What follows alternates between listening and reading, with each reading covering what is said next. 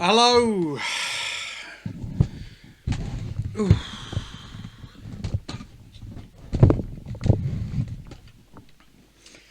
Hello and welcome to the show. 8 years in the making. I tried to make this video 8 years ago. Wasn't in the correct mental health state of mind to be able to do anything about it.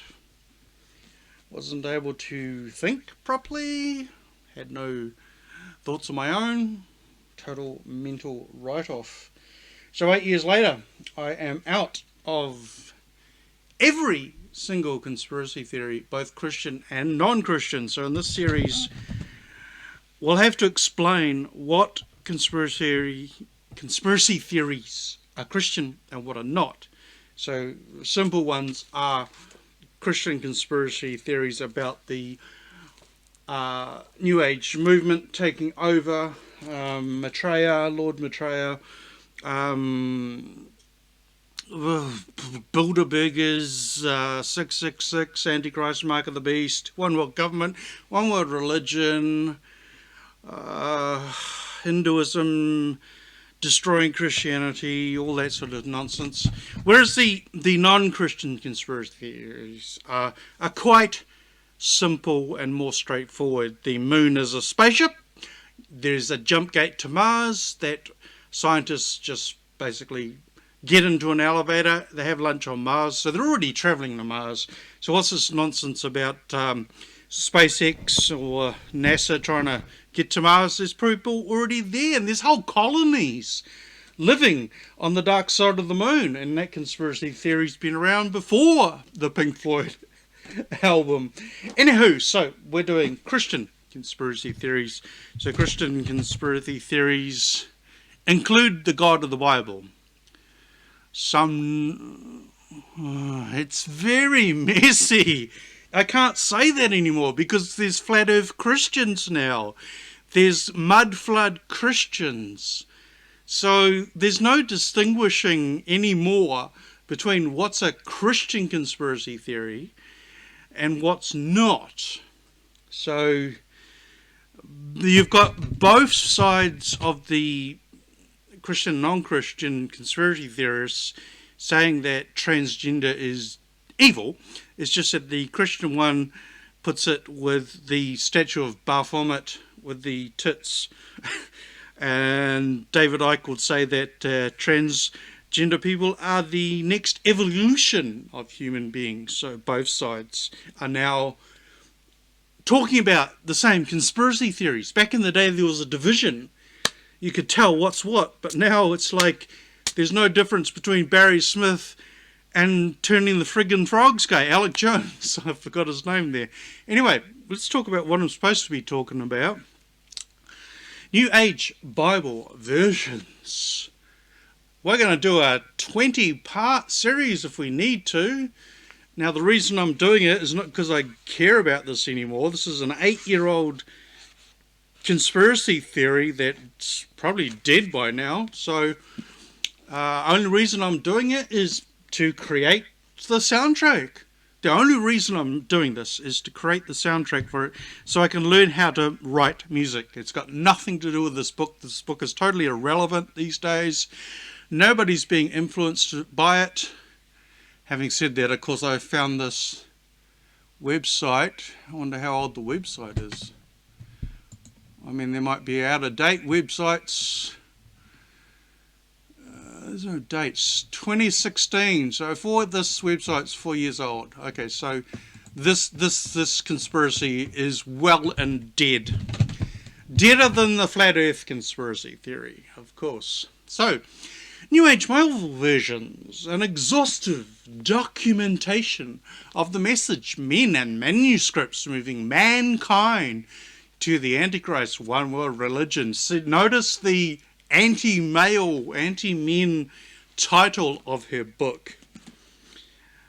Yeah, it's got a lot of M's in it. That's why she's putting M there. Okay. By the way, this is a world where women aren't allowed to teach from the pulpit. How did she get away with that? Nobody knows. Nobody can figure that one out. They released the beast. They really Set her free, let her go wild. This is the new case against the NIV, the NASB, the New King James, the NRSV, the NAB, REB, RSV, CEV, Good News Bible? Yeah. Living Bible, Phillips, New Jerusalem, New Century, and the latest research in support of the authorized King James Version. Why the King James Version is far superior to all the other demonic. Well, there's no competition. There's the King James, and then all the other Bibles are satanic, demonic, Luciferianism, bringing about the New Age movement. That's the purpose of the NIV, the NAB. There's 20,000 translations now, so I don't know. I made this 8 years ago, before the kids' version of the NIV, and there's a woman's version of the MAV. So who cares? Who knows anymore? It's all for fun. I'm not taking it seriously. My mouse is locked up. So this book is a result of an exhaustive 6-year collation of new Bible versions. That's bullcrap. Their underlying Greek manuscripts. She can't read Greek. She can't read Hebrew. So how is she going to be able to read this? This is the Biblica Hebraica Stuttgartensia. Love that name. Such a long word. Just means the Hebrew Bible. How's she going to be able to read the Novum Testament Graece, etc., to be able to debunk the translations of all modern demonic Bibles? And I've got the book with me this time, this take, so... Oh gosh, I'm stuck again. Greek manuscripts, editions, and editors. So the editors... She's going to prove to you that the editors of the Satanic Bibles were influenced by Satan to remove verses, to twist words, to change spellings, so that the devil could push his New Age movement. It objectively and methodically documents the hidden alliance between the new versions and the New Age movements, one world government, one world religion, the Antichrist 666, the Mark of the Beast 615 pages, January 1993. 1993, 2003, 2003. This is 20 years old. This is so out of date. So I'm pretty safe. I'm only doing this because I don't want any hate comments on YouTube yet. I mean, the hate ones will come eventually, but this is just junk that I'm making. It has no relevance to... There's like one Gail Riplinger fan left in the whole world. I'm still subscribed to her list, and she sends me stuff. It must be her daughter, because she's pretty old now. Anywho, so let's get on with it. Well, I've just sussed out that both my interlinears are the received text, Textus Receptius Tus, Latin word for very, very, very good book. Yeah. So the Greek in these two big ones, of course I paid about 100 each back in the day for them. I still got my Strong's Concordance.